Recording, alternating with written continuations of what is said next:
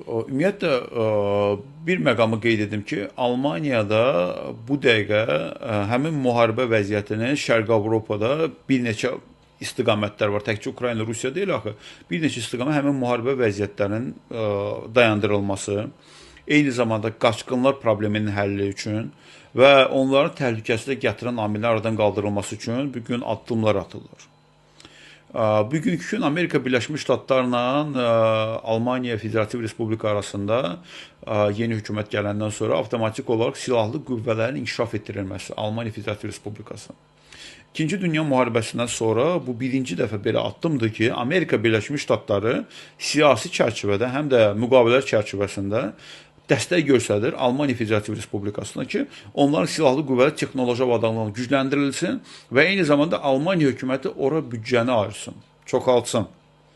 Bu vaxta qədər Almaniya silahlı qüvvələri dediyimiz kimi daha çox nominal xarakter daşıyırdı. Müqayisə edək, biz Almaniyanın 80 milyonluq əhalisindən söhbət gedir və reallığa baxsaq, bugünkü gün artıq o başqa bir məsələdir və bütün Avropa ölkələrində. Və bu seçkilərdə sağçıların, digər koalisiyaya qoşulan tərəflərin çox vacib elementlərdən biridir. Azərbaycan üçün mənim fikrimcə müsbət elementlər olacaq. Niyə görə ki, deyək ki, sağçıların hansı formatda ya Fransada güclənməsi, ya İtaliyada, ya da dediyimiz kimi digər Şərqi Avropa ölkələrində, Rumuniyada və digər ölkələrdə Azərbaycanın xeyrinə olacaq. Düzdür, onlar bir tərəfdə milliyyətçi kimin qismində çıxış edirlər, ancaq ikinci tərəfdən də iki tərəfli münasibətlərin qurulmasına. Onlar miqrant siyasətlərinə qarşı çıxış edirlər. İkinci tərəfsə dediyimiz kimi iqtisadi inkişafı və təhlükəsizlik Avropanın müdafiəsinə. Azərbaycan isə son illər, son 15 ildir bu fəaliyyəti aparır. Avropanın iqtisadi inkişafına və eyni zamanda enerji böhrandan çıxarılmasına və bağladığı bütün müqavilələr Avropa Parlamentindən, Avropa digər təşkilatlarının hamısı iqtisadi inkişafdan və enerji təhlükəsizliyindən danışır. Bu gün də Azərbaycan bu səpkidə dəstəyini göstərməyə hazırdır.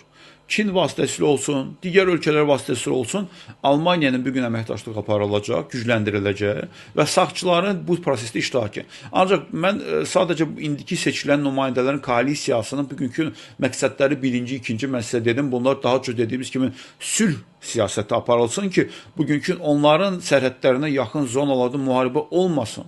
Hansı hallarda olursun, necə vəziyyət bitəcəksə, necə müqavilə bağlanacaqsa onları maraqlandırmır. Onlara maraqlanan amillərin odur ki, bugün qaçqınların çoxalması siyasəti dayandırılsın.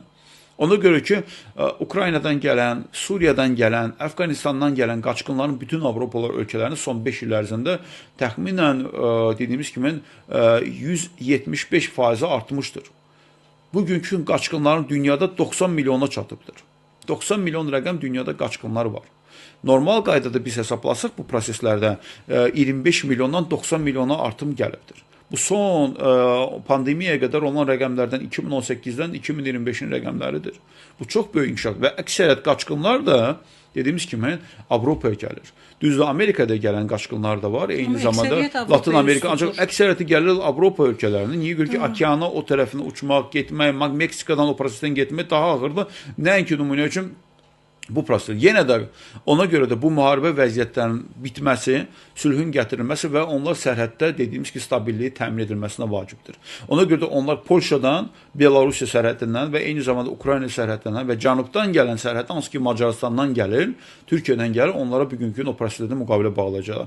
Mənim fikrimcə, hətta ki, bugünkü gün Almaniya, düzdür, orada Fransa olacaq qarşı çıxan, Almaniya digər ölkələrlə birləşərək ki, Türkiyə ilə yeni müqavilə bağlamaq prosesində gedəcəklər ki, Türkiyə yeni maliyyə dəstəyi göstərilsin ki, o qaçqınların kütləsini dayandırılsın. Biz bilirik ki, dəfələrlə hər dəfə münaqişə olanda Türkiyə Avropa İttifaqı ilə, Avropa Şurasına müqavilə bağlanılır və onlar qaçqınları üçün xüsusi yerlər ayrılır və onun çərçivəsində o maliyyə vəsaiti hesabına Türkiyə ərazisində saxlanılır. Suriyadan, İraqdan gələn qaçqınlar üçün belə edilmişdir. Ona görə Şərqi Türkiyə bugünkü o bir sərhəddir ki, Avropaya gətirilən qaçqınların sayının azalmasına. Türkiyə bugünkü tam azaddır.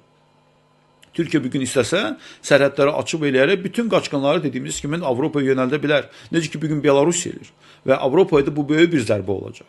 Bu iqtisadi zərbədir, həm eyni zamanda da bu Avropanın simasının dəyişdirilməsini daha da tezləşdirir. Mən qeyd etmək istəyirəm ki, bugün deyək ki, Cənubi Fransa tamamilə başqadır, Ərəb Fransasıdır. Afrika Fransasıdır. Lyona biz getsək, Marselə getsək, tamamilə başqa bir ölkəyə çevrilibdir. Ona görə də o proseslə mən İtaliyanı toxunuram hələ, eyni zamanda İspaniyanın başqa ölkələrini. Bu prosesləri də onlar istəyirlər ki, çalışırlar ki, biraz gecikdirsinlər. Almaniyada o dəstək prosesi göstərir ki, biz Türkiyə dəstək göstərdik, biz Macaristana dəstək göstərdik, biz Makedoniya dəstək göstərdik. Yunanistana o qaçqınların sayı elə orada qalsın. Daha çox yuxarı Afrikaya üzrə Avropa ölkələrinə, dediyimiz kimi Skandinaviya ölkələrinə,